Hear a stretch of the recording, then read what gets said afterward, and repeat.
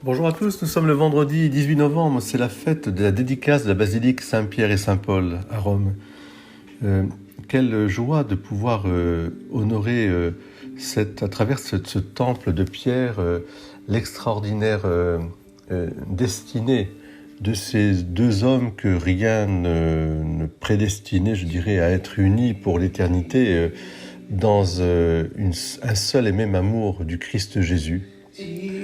Pierre, le pêcheur de Galilée, l'homme rude, l'homme impulsif, l'homme, je dirais, avec les pieds bien sur terre et je dirais, très sensible à la réalité de ce monde,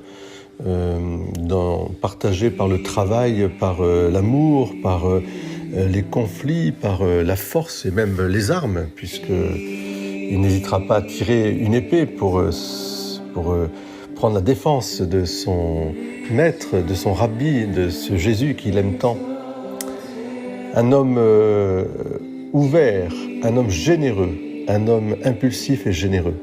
Et de l'autre côté, Paul, un lettré, un homme d'études, un homme versé dans les Écritures, versé aussi dans la culture gréco-romaine, citoyen de Rome, de ce bassin méditerranéen en pleine effervescence intellectuelle et religieuse.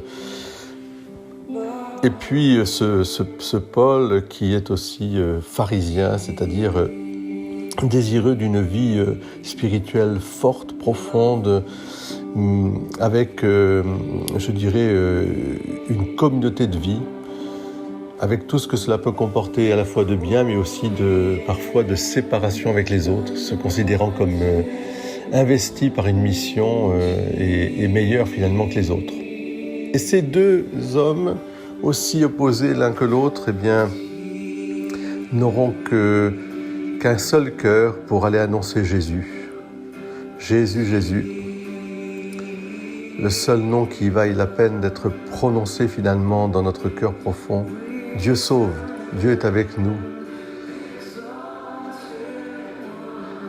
Et la Providence voudra que ces deux hommes s'unissent et réunissent leur vie jusqu'à la fin de leur vie à Rome, où ils viendront dans la capitale de l'Empire romain donner leur vie. Et c'est sur ce tombeau de pierre où on a ramené évidemment le corps aussi, ou les ossements de Paul, sur ce tombeau de pierre que sera construite la basilique de Saint-Pierre et Saint-Paul. Et c'est très significatif que toutes les églises qui sont dédiées à Pierre, la plupart du temps, 90%, elles sont toujours liées et réunies avec Paul. On dit des églises de Saint-Pierre et Saint-Paul. Il y a quelques exceptions, mais c'est pour nous un signe très, très significatif. Il faut à la fois avoir les pieds bien sur terre, travailler et être au plus proche de la réalité de la vie, être, je dirais, dans la passion aussi de cette vie. C'est un cadeau, la vie. Il n'y a de richesse que de cet humain vivant, et en même temps être aspiré à ces réalités supérieures, à cette vie spirituelle, être, je dirais, généreux pour annoncer Jésus, être dans la mission de Jésus. Alors, je vous souhaite à tous une très belle journée, un trop beau vendredi. Prions Saint-Pierre et Saint-Paul de garder de la corruption de la foi et des mœurs notre Église qui va si mal, et en même temps de nous donner la joie, la seule joie qui soit, Jésus.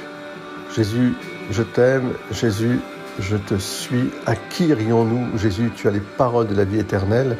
Et comme dira Paul aussi, j'ai considéré toute chose comme de la balayure.